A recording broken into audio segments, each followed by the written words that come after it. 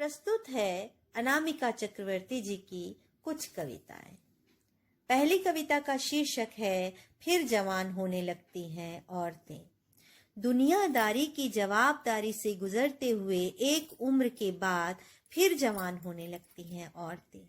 फैली हुई कमर और एक मुट्ठी के पकड़ में आने लगी पेट की चर्बी के साथ, आंखों के कोने में दिखने लगी 3 लकीरों के साथ घिसती है निचोड़े गए नींबू को नाखूनों और गर्दन पर।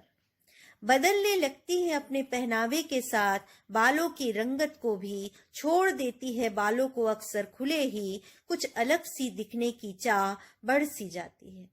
करती है खुद को निखारने के लिए कुछ कुछ नए प्रयोग, छूटी हुई फुर्सत में जिम और योगा को भी करती हैं खुद पर मेहरबा। घड़ी के कांटे पर टांग देती हैं खुद को, मगर बचना भी चाहती हैं उम्र की भागती हुई घड़ी से।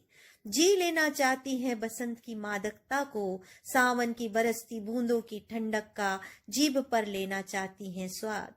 पलाश के फूलों की तरह घुलकर किसी में नहीं हटाती आंखों के ऊपर से गीले बालों की जवान दिखती लटों को।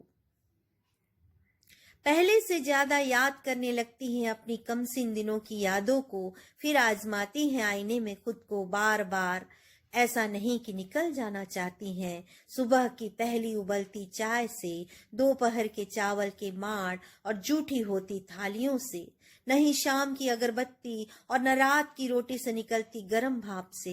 एक बार खुद को फिर सुलगाना चाहती हैं अपनी बासी होती जिंदगी में आग लाने के लिए, उस आग में जलकर दमकने के लिए, फीकी पड़ने लगी जिंदगी के रंग को सुर्ख करके थोड़ा और जी लेने के लिए। फिर जवान होने लगती हैं औरतें, फिर जवान होने लगती हैं औरतें। दूसरी कविता का शीर्षक है प्रेम। प्रेम करके कविताएं लिखना आसान है, कविताएं लिखकर प्रेम करना नहीं। कविता लिखना आसान है, प्रेम करना नहीं। और इस तरह प्रेम कविताएं प्रेम करके लिखी गई, या कविता लिखते लिखते ही प्रेम हो गया। क्या प्रेम और कविताएं साथ साथ जीते मरते रहे हैं सदियों से? जाने क्यों फिर भी कितनी सहजता से हो जाता है प्रेम।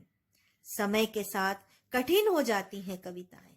शायद इसी तरह प्रेम कविताएं और कविताएं प्रेम हो जाती हैं।